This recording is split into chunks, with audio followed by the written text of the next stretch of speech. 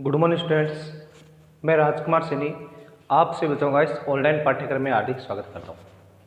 Students, अभी हम आज जो एक्सरसाइज है वो 4 पढ़ रहे हैं, जिसके टॉपिक का नाम रहेगा आपका a linear equation of two variable and inequalities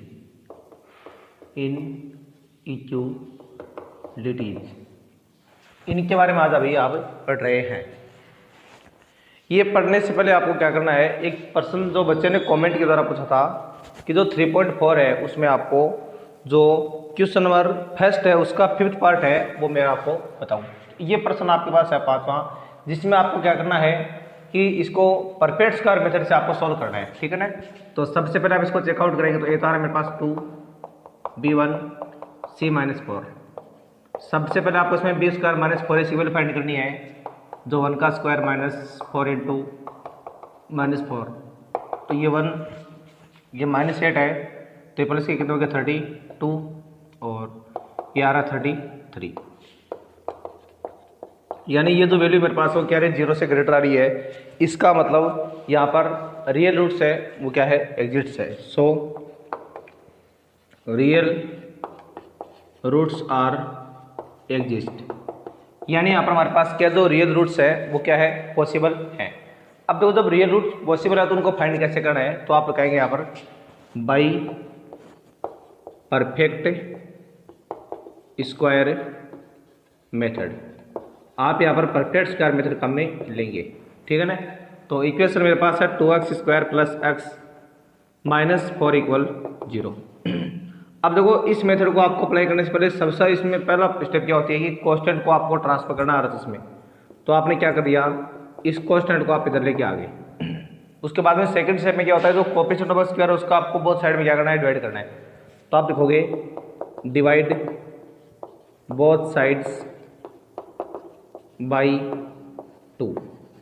दोनों साइडों को आप उसे क्या कर रहे हो डिवाइड कर रहे हो। तो इधर तारा मेरे पास 2x square upon 2 plus x upon 2 और उधर भी आ रहा 4/2। अब देखिए ऐसा करने से क्या होगा, ये तो कट रहा है इसमें 2, तो भी ये x स्क्वायर प्लस 1/2x उधर आ रहा है मेरे पास कितना 2 आ रहा है। तो यहाँ तक आपने कर लिया। अब देखो जो नेक्स्ट आपकी थर्ड स्टेप उसमें क्या करना आपको, यहाँ पर पहले आएगा सेम प्लस है तो प्लस आएगा और माइनस है तो माइनस। अब देखो इसके कोएफिशिएंट का हाफ करना आपको, यानी 1/2 का आप क्या करेंगे हाफ करेंगे, तो ये बन गया आपका 1/4। तो यहाँ पर लिखना आपको 1/4 का होल स्क्वायर। अब देखो उसके बाद में क्या करना आपको, उसके बाद में जो आपके पास आरएच है उसमें आपको उसका स्क्वायर वो ऐड करना है, यानी 2 प्लस साथ में लिखना आपको 1/16। अब आरएच इसको सोल्व करना है तो x प्लस 1/4 का होल स्क्वायर, उधर आपने 1 माना, ये एलसीएम आ रहा है, ये 32 प्लस 1, तो x प्लस 1/4 का होल स्क्वायर आ रहा है मेरे पास है 33/16। उसके बाद में क्या करना आपको दोनों साइडों का लेना है स्क्वायर रूट। तो आप लिखोगे taking square root in both sides. दोनों साइडों का जब आप स्क्वायर रूट लेंगे तो यहाँ तो आएगा x प्लस 1/4, उधर आएगा प्लस माइनस रूट 33/16। तो इससे आपका जो x प्लस 1/4 होता आएगा सेम, ये प्लस माइनस रूट 33 का रूट होता नहीं है, अपोन में आ रहा 4। पहले आप लिखेंगे taking positive sign, taking positive sign. जब आप पॉजिटिव साइन लेंगे काम में तो आपके पास आएगा x प्लस 1/4, उधर आ रहा रूट 33/4। अब इससे आपके पास x की वैल्यू क्या आ जाएगी रूट 33/4 माइनस 1/4। जब यहाँ पर 4 एलसीएम आएगा तो रूट 33 माइनस 1, ये तो आपके पास क्या आ गया एक रूट प्राप्त हो गया आपको जब आपने पॉजिटिव का साइन लिया तब। अब लिखोगे आप taking negative sign, taking negative sign. जब आप निगेटिव का साइन लोगे तो आपके पास क्या आएगा x प्लस 1/4 माइनस में रूट 33/4। इसको सोल्व करेंगे तो माइनस रूट 33/4 माइनस 1/4, ये एलसीएम आ रहा है माइनस रूट 33 माइनस 1, अब आगे सोल्व होगा नहीं, तो ये आपके पास क्या आ गया, इसका दूसरा रूट सब वो आपको प्राप्त हो गया है। एक पहला रूट आपके पास क्या आ गया, ये आ गया था। तो ऐसे आपको क्या करना है, इसके रूट से वो प्राप्त करनी थी। तो ये तो प्रश्न वो था जो मेरे को एक बच्चे ने कमेंट के द्वारा पूछा था कि आपको इस प्रश्न का सॉल्यूशन है वो करके बताना है। और अब हम आगे जो अपने अक्षर 4 है उसको स्टार्ट कर रहे हैं, और उसके जो मुख्य बेसिक फॉर्मूले हैं पहले मैं आपको वो लिखवा रहा हूँ। तो देखो बेसिक इसके फॉर्मूले, तो देखो जो इसके मुख्य बेसिक फॉर्मूले हैं उनके बारे में देखिए। सबसे पहले बात करते हैं general form of linear equation of two variable. तो ये होती है आपकी a1x plus p1y plus c1 equal 0 या a2x plus p2y plus c2y equal 0। जहाँ पर ध्यान रखना है कि जो a होता है, यानी आप इसको यूँ मान लेंगे, जैसे मान लो मेरे पास है ax plus by plus c equal 0। तो ध्यान रखना a तो क्या होता है, कोफिशिएंट ऑफ x होता है, b क्या होता है, कोफिशिएंट ऑफ y, c क्या होता है, कांस्टेंट। ये बातें आपको ध्यान में रखनी है। जैसे मान लो मेरे पास यार 2x plus 3y minus 4 equal 0, तो ये a का मान हो गया, ये b का मान हो गया और ये c का मान, ठीक है ना। तो ये आपको जनरल फॉर्म में उसके बारे में ध्यान में रखना है। अब देखो हम नेक्स्ट आगे बात करें किसकी। अब देखो 3 प्रकार की लाइनें आपको यहाँ पर मिलेगी। सबसे पहले हम बात करें किसकी, जब लाइनें आपके पास क्या हो, इंटरसेक्टिंग लाइन हो। इफ लाइन्स आर इंटरसेक्टिंग, मतलब एक लाइन मान लो हमारे पास ऐसे जा रही है और मान लो सेकंड लाइन हमारे पास ऐसे जा रही है, दोनों आपस में एक दो इंटरसेक्ट कर रही है ना, तो ये लाइनें कहलाएगी आपकी क्या, इंटरसेक्टिंग लाइन। तो देखो इसकी कंडीशन तो आपको याद रखनी है, इसकी शर्त जो मुख्य होती है कंडीशन वो होती है a1/a2 है वो नॉट इक्वल आएगा b1/b2, और ये नॉट इक्वल आएगा c1/c2 के। और जो इसका सॉल्यूशन है उस सॉल्यूशन के बारे में आपको याद रखना है, यानी ए यूनिक सॉल्यूशन होता है इसका, ए यूनिक सॉल्यूशन। और उसके बाद में आपको सेकंड शर्त किसकी याद रखनी है, इफ लाइन्स आर पैरेलल। अब आपको पैरेलल जो लाइन है उनकी शर्त है वो याद में रखनी है। पैरेलल लाइन का मतलब एक लाइन मान लो मेरे पास ये आ रही है इस तरह से, और मान लो दूसरी लाइन मेरे पास इस तरह से आ रही है, मतलब दोनों आपस में काट रही नहीं है ये, तो ये लाइन है कि आपके पास है पैरेलल लाइन है। अब देखो इनकी शर्तें भी ये देखो आपको ध्यान रखनी है। सबसे देखो पहले मैं किसकी बात कर रहा हूँ, कंडीशन की बात कर रहा हूँ। तो इसकी कंडीशन क्या होगी, ध्यान रखना आपको कि जो a1/a2 है वो इक्वल आएगा किसके, b1/b2 है उसके, लेकिन इक्वल नहीं आएगा किसके, c1/c2 के। तो आपको ध्यान रखना है कि a1/a2 की वैल्यू बराबर नहीं आएगी b1/b2 के, और इक्वल किसके आएगी, c1/c2 के। यानी दो तो बराबर आएगा, तीसरा क्या आएगा हमारा वो अलग आएगा। और इसके सॉल्यूशन के बारे में क्या याद रखना आपको, इसका जो सॉल्यूशन है उसके बारे में याद रखना आपको, नो एनी सॉल्यूशन, इसका कोई भी सॉल्यूशन आपको प्राप्त नहीं होगा। अब अगली नेक्स्ट शर्त आपको रखनी है, इफ लाइन्स आर कॉन्साइडेंट या कॉन्सिस्टेंट मान लो आप इनको। तो कॉन्साइडेंट्स जो लाइन होती है आपकी उनकी शर्त आपको याद रखनी है क्या, कि जो पहले देख लो कि लाइन कौन सी थी, कॉन्साइडेंट्स जो लाइन होती है आपकी उनकी शर्त याद रखनी है आपको, कि जैसे लाइन ये फर्स्ट है मेरे पास, ये लाइन है मेरे पास सेकंड, यानी दोनों लाइनों को गुजरने का जो पथ होगा वो बिल्कुल एक ही होगा। जिस रास्ते से फर्स्ट जाएगी उसी रास्ते से लाइन है वो सेकंड भी जाएगी। और इसकी कंडीशन क्या याद रखनी है आपको, इसकी कंडीशन ये होगी कि जो a1/a2 है वो इक्वल आएगा किसके, b1/b2 के, इक्वल आएगा c1/c2 के। यानी जो तीनों के तीनों जो कोफिशिएंट है उनका जो रेशियो होगा वो बिल्कुल आपको क्या प्राप्त होगा, इक्वल प्राप्त होगा। और इसके सॉल्यूशन के बारे में क्या याद रखना आपको, सॉल्यूशन तो आपको लिखना है इन्फिनेटली मेनी सॉल्यूशन, यानी आपको एक से अधिक सॉल्यूशन वहां पर प्राप्त होने वाले हैं। अब देखो ये तो कुछ बातें हो गई आपकी क्या, इन लाइनों के बारे में। अब देखो कुछ प्रॉपर्टी है वो आपको दिखा दूं मैं, प्रॉपर्टी ऑफ इनइक्वालिटीज। देखो जो इनइक्वालिटीज होती है उनकी आपको कुछ प्रॉपर्टी ध्यान रखनी है। तो क्योंकि इक्वेशन की तो आप प्रॉपर्टी जानते हो कि दोनों तरफ आप कुछ भी जोड़ दो कोई फर्क नहीं पड़ेगा, कुछ भी लेस कर दो, कुछ से नंबर से मल्टीप्लाई करो या किससे सब्ट्रैक्ट करो, उसमें कोई फर्क नहीं पड़ना। लेकिन जो इनइक्वालिटीज है उनकी प्रॉपर्टी देखो आपको याद रखनी है। तो इसमें सबसे फर्स्ट प्रॉपर्टी आपको ये याद रखनी है, यानी the symbol of inequality no change if any positive and negative, positive and negative numbers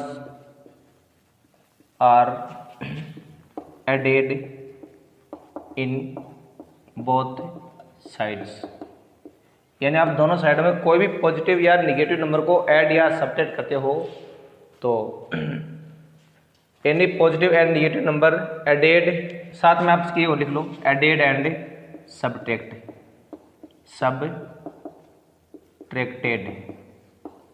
in both sides, यानी दोनों साइडों में अगर आप कोई भी पॉजिटिव या नेगेटिव नंबर को एडेड या सब्ट्रैक्ट करते हो तो उसके मान में कोई फर्क वो नहीं पड़ने वाला है। तो ये आपको ध्यान में रखना है। उसके बाद देखो जो अगली प्रॉपर्टी है सेकंड, उसमें आपको ध्यान रखना है,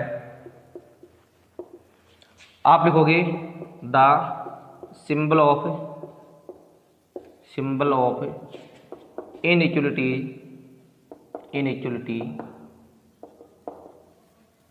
no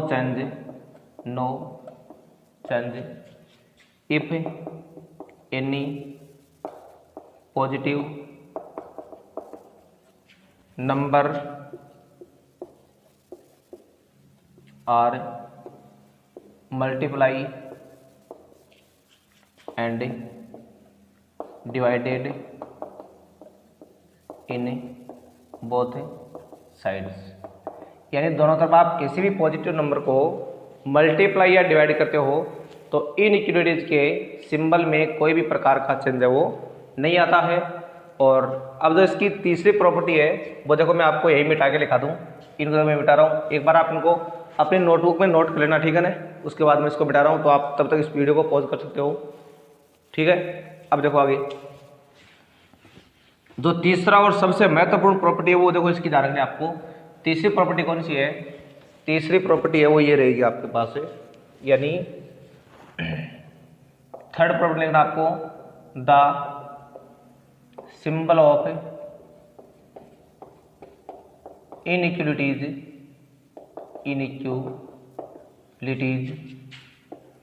are changes if any negative number are multiply and divided in both sides. तो आपको ध्यान रखना है इनइक्वलिटी जो है उसका सिंबल है वो बिल्कुल क्या हो जाएगा, चेंज हो जाएगा। कब? यदि आप किसी भी निगेटिव नंबर का दोनों साइडों में मल्टीप्लाई या डिवाइड करते हैं तो। बस ये तीन जो मुख्य नियम है वो आपको ध्यान रखने हैं। देखो यहाँ तक जो नियम है आपके वो तो बिल्कुल दोनों के सेम है, चाहे इक्वेशन हो चाहे इनइक्वलिटी, लेकिन ये थर्ड वाला है वो थोड़ा सा क्या होता है, अलग होता है। बाकी इक्वेशन में सारों फॉलो करते हैं। अब देखो जो अपने अक्षर उसको स्टार्ट कर रहे हैं, तो देखो एक्सरसाइज 4.1। तो देखो बच्चों अब हम आगे जो अपना जो टॉपिक नंबर है जो 4.1 उसको स्टार्ट कर रहे हैं। तो देखो इसमें आपको सबसे पहले प्रश्न में क्या पूछा है कि इनकी कंपेयरिंग करके आपको बताना है कि इनमें कौन तो कंसिस्टेंट है और कौन सा आपका इनकंसिस्टेंट है। देखो ध्यान रखना आपको, एक होता है कंसिस्टेंट, एक होता है इनकंसिस्टेंट। तो देखो कंसिस्टेंट आपकी देखो इक्वेशन कौन सी होती है, इनकंसिस्टेंट कौन सी होती है। देखो एक तो जो आपकी इंटरसेक्टिंग लाइन होती है ना, इंटरसेक्टिंग लाइन, एक होती है आपकी कौन सी, कॉन्साइडेंट लाइन, और जो पैरेलल होती है वो क्या होती है आपकी, इनकंसिस्टेंट लाइन होती है, पैरेलल लाइन। तो जब भी आपसे पूछे कि कौन सी कंसिस्टेंट है और कौन सी नहीं है, तो आपको ध्यान रखना है कि जो लाइन आपकी अगर इंटरसेक्टिंग है या कंसिस्टेंट है, कॉन्साइडेंट है, तो क्या होगी आपकी कंसिस्टेंट होगी और कंसिस्टेंट, ठीक है ना, कंसिस्टेंट है ये, सॉरी डी नहीं यहाँ पर टी है, कंसिस्टेंट। तो अगर वो लाइन आपकी इंटरसेक्टिंग या कॉन्साइडेंट है तो क्या होगी, कंसिस्टेंट, अगर वो पैरेलल है तो क्या होगी, इनकंसिस्टेंट। तो इसके लिए आपको तो याद रखना है कि इसके साथ क्या होती है, a1/a2 not equal b1/b2 not equal C1/C2। इसकी होती है A1/A2 और इक्वल आएगा B1/B2 इक्वल आएगा C1/C2। और इसमें A1/A2 equal B1/B2 not equal C1/C2। ये शर्तें देख के आपको सीधे पता लग रहा है कि लाइन आपकी कंसिस्टेंट है या इनकंसिस्टेंट है, ठीक है ना। तो ये शर्तें आपको ध्यान में रखनी है। तो नॉर्मली आप ध्यान रखना कि अगर तीनों या तो नॉट इक्वल आएंगे या तीनों इक्वल आएंगे तब तक क्या होगी आपकी कंसिस्टेंट। अगर उनमें से दो इक्वल आ रहे हैं दो इक्वल नहीं है तो क्या होगी आपकी इनकंसिस्टेंट। ये आपको ध्यान में रखना है। अब जो पहला क्वेश्चन है वो आपका देखो कुछ इसी तरह का है। देखो इसमें कुल 4 पार्ट है। मैं देखो पहले क्वेश्चन के 4 पार्ट में से आपको केवल 2 पार्ट करा रहा हूँ, पहला और चौथा। दूसरा और तीसरा पार्ट आपको करना है। तो देखो फर्स्ट पार्ट में आ रहा है मेरे पास 2x - 3y = 8 और एक है मेरे पास 4x - 6y = 9। तो देखो मेरे पास अभी क्या आ रही है, 2 इक्वेशन आ रही है। तो सबसे पहले क्या करना आपको, इनको मतलब आपको जनरल फॉर्म में लिखना है। तो आप लिखोगे कन्वर्ट इनटू जनरल फॉर्म। जब आप इनको जनरल फॉर्म में कन्वर्ट करोगे तो आपने पढ़ा 2x - 3y = -8 इक्वल क्या हो गया 0 हो गया, ये लिख दिया आपने। और उसके बाद में आपको क्या लिखना है सेकंड वाले में, यानी 4x - 6y - 9 = 0। ये सेकंड, ये फर्स्ट आ गई मेरे पास, ये सेकंड आ गई। अब कंपेयरिंग करनी है आपको, comparing with coefficient of general form या जनरल इक्वेशन मान लो। जब आप इनके जनरल इक्वेशन से कंपेयरिंग करोगे तो a1 का मान तो आएगा मेरे पास 2 ये हो गया, b1 हो गया -3 और c1 हो गया -8। इसी तरह a2 आ रहा है मेरे पास 4, b2 आ रहा है -6, c2 आ रहा है -9। पहले आपको इसमें a1/A2 फाइंड करना है। तो क्या आएगा 2/4 यानी 1/2, ठीक है ना। और जो b1/B2 है वो आएगा मेरे पास -3/- 6 कट कर दो 1/2। और जो c1/C2 मेरे पास कितना आ रहा है -8/- 9 ये आ रहा है मेरे पास। तो इससे आपके पास क्या देगा, जो वैल्यू है आपके पास वो आ जाएगी, यानी 2x - 3y - 8 आया था ना आपके पास। तो उसमें आपको करना क्या है, ये करना आपको उसके अंदर। तो देखो जब आप इनकी कंपेयरिंग करवाते हैं तो आपको देखो यहाँ पर पता लग रहा है कि आपके शुरुआत के देखो 2 मान तो बराबर है लेकिन थर्ड मान आपका अलग आ रहा है। तो आपको लिखना पड़ेगा बिकॉज a1/A2 इक्वल आ रहा है b1/B2 नॉट इक्वल आ रहा है c1/C2 के। तो इसका मतलब क्या हुआ कि जो ये पेयर है जनरल इक्वेशन का वो आपका क्या है, इनकंसिस्टेंट है। तो लिखोगे आप so pair of equations are inconsistent, ठीक है ना। ये फर्स्ट पार्ट में आपको ऐसे करना था। अब जो इसका फोर्थ पार्ट देख लो आप आगे। तो देखो फोर्थ पार्ट में आ रहा है मेरे पास कितना 4/3x + 2y = 8 और एक है 2x + 3y = 12 है। सबसे पहले आप इनको कन्वर्ट करोगे, कन्वर्ट इनटू जनरल फॉर्म। जब आप इनको जनरल फॉर्म में कन्वर्ट करते हो तो देखो सबसे पहले तो 3 है ना फॉर्म में, इसको उठाने के लिए आप इन सबको 3 से मल्टीप्लाई करवा दो। तो 4/3x × 3 2y × 3 8 × 3। तो ये कट हो रहा है अभी 4x + 6y उधर आ रहा है 24, यानी 4x + 6y - 24 = 0। ये मेरे पास फर्स्ट आ रही है। और जो सेकेंड मेरे पास है वो आ रही है 2x + 3y, इस 12 को आप इधर हो तो -12 है = 0। ये आ रही है सेकेंड। अब देखो उसके बाद देखो ऐसे आपको कंपेयरिंग करनी है, कंपेयरिंग विद जनरल फॉर्म। जब आप इनकी जनरल फॉर्म से कंपेयरिंग करोगे तो आपके पास a1 का मान तो आएगा 4, b1 का 6, c1 का -24, फिर a2 का 2 आ गया, b2 का 3 और c2 का -12 है। और जब आप a1/A2 फाइंड करोगे यहाँ पर तो आएगा 4/2 यानी 2/1। और जो b1/B2 फाइंड करोगे उसका आएगा 6/3 यानी 2/1।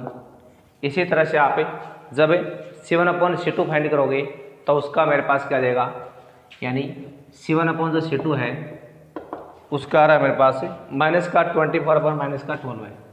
तो -24/-12 है, कट करो 2/1। तो ये आ रहा है मेरे पास 7/(C2) का 2/1। अब देखिए आपको देखने में पता चला कि इन सबकी वैल्यू आपकी 2/1 आ रही है, तीनों समान आ रही है ना, तो आपको यहाँ पे लिखना पड़ेगा, यानी here A1/A2 equal B1/B2 equal 7/C2। So pair of given equation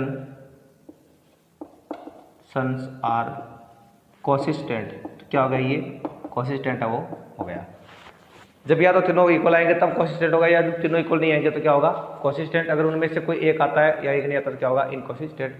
अब देखो ये तो प्रश्न था आपका पहला प्रश्न जो केवल फॉर्मेलिटी वाला है, इस पर एग्जाम में नहीं आता है। अब जो मेन एग्जाम में प्रश्न कौन सा आता है, ग्राफ वाला आता है। ग्राफ का प्रश्न आपका 6 मार्क्स का रखना, ये टॉपिक आपका 6 मार्क्स का है, 6 मार्क्स का, ठीक है ना। इसमें से आपका 99% चांस में क्या था, केवल ग्राफ वाला प्रश्न है वो पूछते हैं आपसे। अब ग्राफ वाला प्रश्न क्या होता है, कैसा होता है, वो देखिए आप आगे। अब देखिए जो आपका मुख्य एग्जाम में आने वाला प्रश्न है, तो इन्हीं में से एक प्रश्न आपके एग्जाम में पूछा जाता है। तो अब देखो ग्राफ वाला प्रश्न है, ये पक्का आपका एग्जाम में 6 नंबर का था। करना कैसे इसको तरीका देखिए, तो चारों में से मैं आपको एक पार्ट कर, बाकी 3 पार्ट क्या आपको खुद को घर पे ट्राई करनी है। अगर नहीं है तो मेरे से कल आपको पूछना है। तो देखो पहला प्रश्न है हमारे पास में x + y = 3, इसको आप इक्वेशन फर्स्ट मान लेंगे, और 3x - 2y = 4, इसको आप 2 मान लेंगे। देखो जब आपको ग्राफिकल मेथड से इनका सॉल्यूशन निकालना हो तो आपको इसको जनरल फॉर्म में लिखने की आवश्यकता नहीं है, जिस फॉर्म में आ रहे हैं वैसे वैसे आपको उनको काम में लेना है। तो सबसे पहले बनाना पड़ेगा उसकी टेबल। तो देखो आप टेबल फॉर इक्वेशन फर्स्ट, पहले आपको इक्वेशन फर्स्ट क्या बनानी है, टेबल प्रिपेयर करनी है। तो देखो कैसे प्रिपेयर करोगे, यहाँ पे यहाँ x मारना है, यहाँ y, और यहाँ दोनों कॉलम आपके। तो देखो मेरे पास x + देखो y = 3 आ रही है पहले। अब देखो अगर मैं x का मान 0 करूँ तो y का मान पूरा फिक्स आ रहा है, और y का 0 तो क्या x का भी फिक्स आ रहा है। तो मतलब ऐसा करेंगे यहाँ पर भी 0 मान लो, और आप यहाँ पर भी 0 मान लो, ठीक है ना। अब मैंने लिखा इफ x = 0, तो मतलब ये 0 का आपका मान, तो देन y इक्वल आ रहा है मेरे पास कितना, 3 आ रहा है। उसके बाद लिखा मैंने इफ y = 0, देन इस बार आप क्या कर रहे हो, इस y के मान को आप 0 कर रहे हो, तो ये मतलब गायब हो गया, तो उसका मान क्या आ गया, 3 आ गया। तो ये मान आपका आ गया 3। तो ये तो आपने क्या बना ली, पहले टेबल बना ली किसकी, इक्वेशन फर्स्ट की। अब देखो सेकंड की टेबल आपको कैसे प्रिपेयर करनी है वो देखिए आप। तो आप लिखोगे टेबल फॉर इक्वेशन सेकंड। तो सेकंड की टेबल बनाने के लिए भी आपका वही तरीका है। यहाँ पर मानना है आपको x, यहाँ पर y, और ये दोनों कॉलम है आपके। अब देखो अगर मैं x का मान 0 लेता हूँ तो y का मान मेरा क्वांटम तो नहीं आ रहा है ना, x का मान 0 लिया तो देखो y का मान 4/2 पूरा आ रहा है। तो मतलब आप x का मान यहाँ पर 0 ले सकते हो। तो मेरे पास है 3x - 2y = मेरे पास आ रहा है 4। मैंने लिखा इफ x = 0, देन, तो मेरा ये मान 0 हो गया ना, इसको भूल गए आप, और क्या बचा आपके पास, -2y = 4, और y आ रहा है 4/-2, यानी -2 आ रहा है। तो यहाँ पर आपने क्या रख दिया, -2। कब, जब आपने x का मान 0 लिया तो आपके पास y का मान क्या आ गया, -2 आ गया। अब देखो अगर मैं y का मान 0 लूँगा तो x का क्या आएगा, 4/3, यानी पॉइंट मारा है। तो इस पॉइंट से बचने के लिए हमें क्या करना पड़ेगा, y का मान देखो क्या मान लिया, 1 मान लिया। अगर मैं y का मान 1 मानता हूँ, 1 मानता हूँ, देखो आपका +2 हो गया, 6 और 3 से डिवाइड। तो मैंने y का मान क्या मान लिया, 1 मान लिया। तो मैंने लिख दिया यहाँ पर इफ y = 1, देन अब जैसे मैं y का मान 1 लूँगा तो मेरे पास क्या आएगा, 2 × 1, उधर आ रहा है 4, 3x - 2 = 4, 3x बराबर आ गया 4 + 2, यानी 3x बराबर आ रहा है मेरे पास कितना, 6 आ रहा है, और x का मान क्या आ गया मेरे पास 6/3, यानी 2 आ गया। तो आप यहाँ पर क्या रख दोगे, 2। तो ये तो आपने भी क्या प्रिपेयर कर लिया है, जो टेबल और ये इक्वेशन है वो आपने भी प्रिपेयर कर लिया। अब इसका जो ग्राफ है वो आप ग्राफ देखिए सारे। तो देखो ग्राफ कैसे खींचेंगे हम इसका, तो ग्राफ के लिए ऐसे करना आपको, यानी सबसे पहले आप क्या करेंगे, यहाँ पर आपको इस तरह से एक लाइन लेनी है, एक लाइन आपको लेनी है कुछ इस तरह से, और ये एक्सरसाइज आपको ग्राफ वाली नोटबुक में ही करनी है, ठीक है ना। जो सवाल ग्राफ के हैं वो तो ग्राफ में वाली में कर ले, जो बिना ग्राफ के सवाल है वो आप अपनी जो फेयर नोटबुक है उसमें आपको करना है। यहाँ पर 0 मारना है, यहाँ x मारना है, यहाँ x', यहाँ पर y, और यहाँ y'। फिर यहाँ पर 1 लोगे, यहाँ 2 लोगे, यहाँ 3 लोगे, यहाँ 4 लोगे, और यहाँ 5। फिर यहाँ पर -1, -2 -3 -4, यहाँ पर 1 2 3 4 5, -1 -2 -3 -4 -5, ये वैल्यू आपने रख दी। अब देखो पहले x का मान 0 आ रहा है मेरे पास यहाँ पर, और y का मान कितना आ रहा है, इसका देखो जो ग्राफ है हम कैसे दिखाएंगे। तो इधर आप थोड़ा सा टेबल में आ जाइए। देखो पहले यहाँ पर x की वैल्यू मेरे पास 0 है और y की 3 है, तो 0 3 कहाँ पर आएगा पॉइंट आपका, तो देखो 0 3 पॉइंट आपका आ गया यहाँ पर। फिर सेकंड वाले में x की 3 आ रही है, y की 0 आ रही है, तो पॉइंट आपका आ गया कहाँ पर, यहाँ पर आ गया। अब ऐसा करो, आप इन दोनों को ऐसे मिला देंगे, और मिलाने के बाद में आपको इसको क्या करना है, आगे तक इसको बढ़ा देना है। तो यहाँ पर आ गया पॉइंट मेरे पास एक तो, और इसको आपने इसे मिला दिया है ही पहले से। ये तो पॉइंट आ जाएगा आपका कौन सा 0 3, और ये आएगा आपका कौन सा 3 0। लाइन का नाम क्या आएगा, x + y = 3, ये लाइन का आ गया नेम।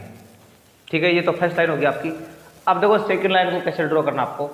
देखो सेकंड लाइन में आपके पास x 0 आ रहा है, y आ रहा है -2, तो y -2 आपका आ जाएगा यहाँ पर, ये रहा पॉइंट आपका।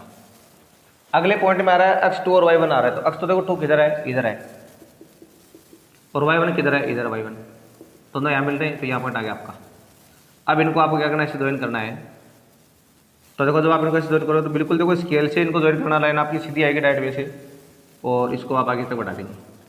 यहाँ पर पॉइंट आएगा वो तो आपका आएगा 2 1 पॉइंट, और यहाँ पर आएगा 0 एंड -2, और लाइन का जो नेम वो क्या हो जाएगा यहाँ पर भी, जो है 3x - 2y = 4, क्योंकि लाइन का नेम। तो ये आपने जो ग्राफ है उसका दिखा दिया है।